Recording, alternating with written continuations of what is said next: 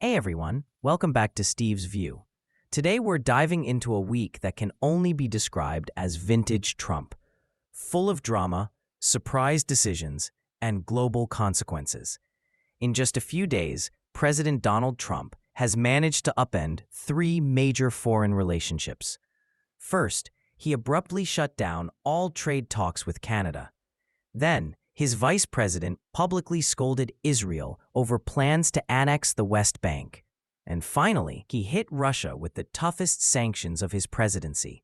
Sanctions so severe that even India and China paused their oil purchases from Moscow. Three different stories, three different countries, but one single theme.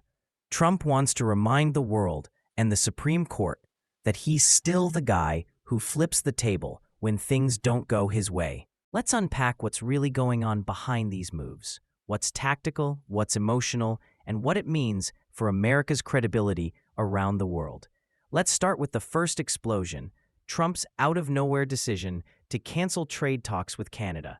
This one started with a commercial. Yes, a literal advertisement. The Ontario provincial government in Canada released a 58-second ad criticizing Trump's new round of tariffs. What made it sting for Trump wasn't the message. It was the messenger. The ad featured the voice of Ronald Reagan, America's conservative icon, warning against the dangers of tariffs and trade wars. The ad wasn't even from the Canadian federal government. It was just a provincial campaign aimed at Canadian voters and maybe some Americans online. But Trump saw it differently. On his Truth Social account, he blasted Canada and declared, quote, "Given their disgraceful behavior, we are immediately terminating all trade talks with Canada." And with that single post, the whole process stopped. Now, if you're wondering why Trump would blow up an entire trade negotiation over an ad, here's where things get more strategic. That same week, the U.S. Supreme Court was preparing to hear a challenge to Trump's tariff policies, specifically whether his sweeping use of national security to justify tariffs on steel, aluminum, and other imports was even legal. If the court rules against him, it would gut one of the signature pillars of Trump's America First economic agenda. He knows that. So, when this Reagan-themed ad popped up criticizing tariffs, Trump saw a political opportunity. By overreacting, by dramatically cutting off Canada, he sends two messages to the Supreme Court. See? Tariffs are about national security.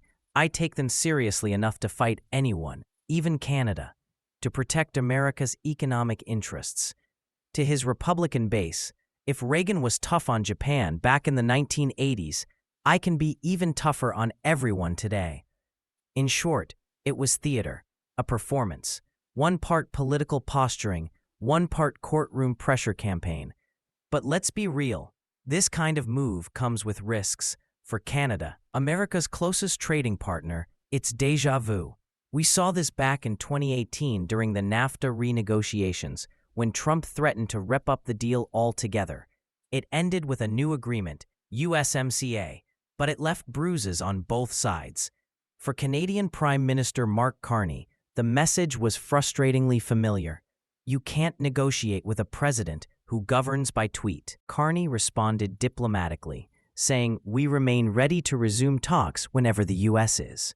But inside Ottawa, officials are reportedly furious because they know Trump's outrage wasn't really about Canada. It was about optics, politics, and that upcoming Supreme Court ruling. Still, Trump's decision plays well to his brand. He looks decisive, he looks angry, but patriotically angry. And for a lot of his supporters, that's the whole point. He's not just managing trade policy. He's starring in a political reality show called America First, Season 2. Now, while Trump was blowing up trade talks in North America, another crisis was brewing in the Middle East, one that could unravel what he once called the greatest peace deal ever made. We're talking about the fragile Gaza peace agreement, a Trump-era initiative designed to bring stability to the region after years of bloodshed. The deal was built on 20 key principles, one of which required Hamas to disarm completely before any large-scale reconstruction of Gaza could begin. The other major piece gave Palestinians limited self-governance in parts of the West Bank. Well, both parts of that plan are now falling apart. Hamas hasn't disarmed. In fact, it's reportedly rearming. And on the Israeli side, the Knesset just passed an initial vote to annex all Israeli settlements in the West Bank, essentially expanding Israel's permanent control over occupied territory. That's when things exploded, not in Gaza, but diplomatically. Vice President J.D. Vance, who was in Israel at the time, didn't hold back. He called the annexation vote stupid and insulting. Yes, insulting. His words, not mine. Vance said, "The Trump administration's policy is clear. The West Bank should not be annexed. If people want to make symbolic votes, fine. But we are not happy about it." Personally, I find it offensive. Those are remarkable words. An American vice president scolding Israel in public and on Israeli soil. So what's really going on here? Well, for one, Trump's administration is walking a tightrope. They've spent years building the Gaza peace framework. But now, with Israel's far-right factions pushing for permanent annexation and Hamas still defiant, the deal risks collapsing altogether. Vance's public anger was meant to send a message not just to Israel, but to the Arab world, that the U.S. still intends to play fair, that Washington isn't giving Israel a blank check. But that's easier said than done. Israeli Prime Minister Benjamin Netanyahu, a political survivor if there ever was one, quickly pushed back. He said, quote, "Israel is not a vassal state of the United States. That's diplomatic speak for don't tell us what to do." And that exchange right there reveals the real problem with Trump's Middle East policy. It's trying to do the impossible, to satisfy both Israel's nationalist right and the Arab world's demands for fairness. When the U.S. pressures Hamas, it alienates Arab partners. When it pressures Israel, it angers Trump's own evangelical base back home.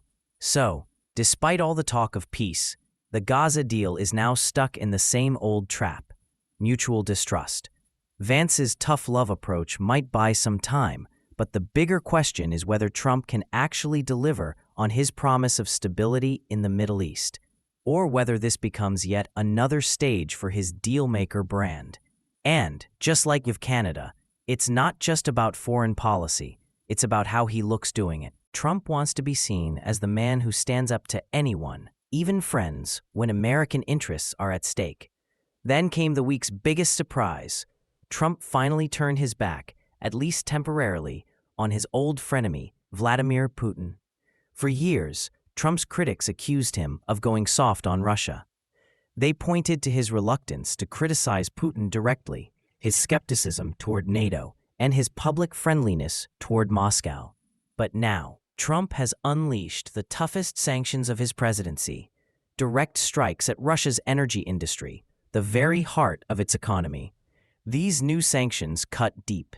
They target not just Russian oil exports, but also the logistics, shipping, and insurance companies that make those exports possible. And within hours of the announcement, something extraordinary happened. Both India and China, two of Russia's biggest oil buyers, paused their purchases. That's a sign that these sanctions have real teeth. So what changed? Why now? According to a Wall Street Journal report, before approving the sanctions, Trump gathered his top advisors in the Oval Office, including Secretary of State Rubio and Treasury Secretary Bessent. He asked them point blank, "Do you agree with me on this?" The room reportedly went quiet for a moment, and then they all nodded. Even his national security team, long divided over how far to push Russia, agreed it was time to act. Trump later told reporters, "We've waited long enough. It's time." Behind that short sentence lies months of frustration. After Trump canceled a planned summit in Budapest, Russia immediately launched another wave of drone and missile attacks on Ukraine, including one that hit a kindergarten. That image, a bombed-out preschool, reportedly pushed Trump over the edge. According to insiders, he saw it as a personal insult, that Putin was testing him, mocking his patience. so Trump moved fast. The Treasury Department drafted 3 sanction options. Option 1, total economic warfare, sanctions on all Russian industries and Putin himself. Option 2, focused sanctions on Russia's energy sector, strong but not total. Option 3, a symbolic, light touch option that wouldn't change much. Trump chose option 2, the middle path. Not a full-on confrontation, but strong enough to hurt. His reasoning? He wanted to show toughness without risking a total economic meltdown that could drive oil prices through the roof before the next U.S. election. In other words, Trump's sanctions are designed to look fierce, sound patriotic, and stay politically safe. When you put all 3 stories together, Canada, Israel, and Russia, a pattern emerges. Trump is trying to rebrand himself internationally as the same unpredictable, table-flipping negotiator he was in his first term, but with a twist. Back then, his chaos diplomacy often looked improvised. This time, it's calculated. He's flipping tables on purpose to send a clear message to 3 different audiences at once. First, foreign leaders, don't underestimate me just because I'm back. 2, American voters, I'm still fighting for you. No one else will. 3, the Supreme Court and Washington establishment, I make my own rules. That's classic Trump, politics as theater, diplomacy as showmanship. But here's the paradox. In the short term, it works. In the long run, it creates instability. By canceling trade talks with Canada, Trump might have scored a headline, but he's also rattled America's most reliable ally. By scolding Israel, he might have earned credit in the Arab world, but he's alienated his own conservative base.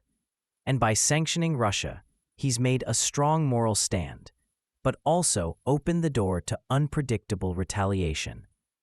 This is Trump's governing philosophy in one sentence. Never let anyone, friend or foe, get comfortable. It's power through disruption. It's leadership through constant surprise. And for his supporters, that's exactly what they love about him. They see a president who acts, not one who deliberates endlessly. They see strength, not instability. But for America's allies, and even some in his own party, that style comes at a price. Every time Trump flips a table, someone has to rebuild it afterward. So where does this leave the U.S. in 2025? Well, Trump's return to power has already shattered the illusion of predictability that defined the Biden years. World leaders are once again asking, which Trump are we getting today? The dealmaker or the disruptor?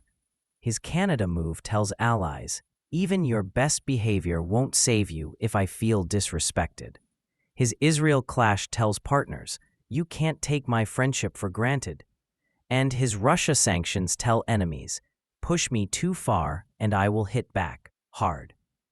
In Trump's world, loyalty isn't earned through diplomacy. It's tested through confrontation.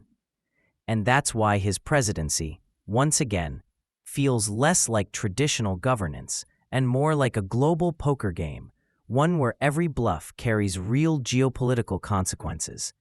Can this approach work? Maybe. But it also risks alienating allies, confusing adversaries, and exhausting the very institutions that keep U.S. foreign policy stable. Because while unpredictability can be a strategy, it can also become chaos, especially when America's partners no longer know which version of Trump they're dealing with. So what's the big takeaway here? This isn't just about Canada, Israel, or Russia. It's about how Donald Trump sees the world as a constant negotiation, where power is performance and diplomacy is theater.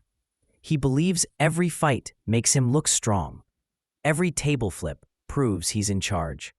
And every confrontation reminds voters that he's the outsider who doesn't play by Washington's rules. It's a strategy that's part showmanship, part calculation, and entirely Trump. The question now is whether America and the world can handle 3 more years of that. Because one thing's for sure, Trump isn't done flipping tables. He's just getting started.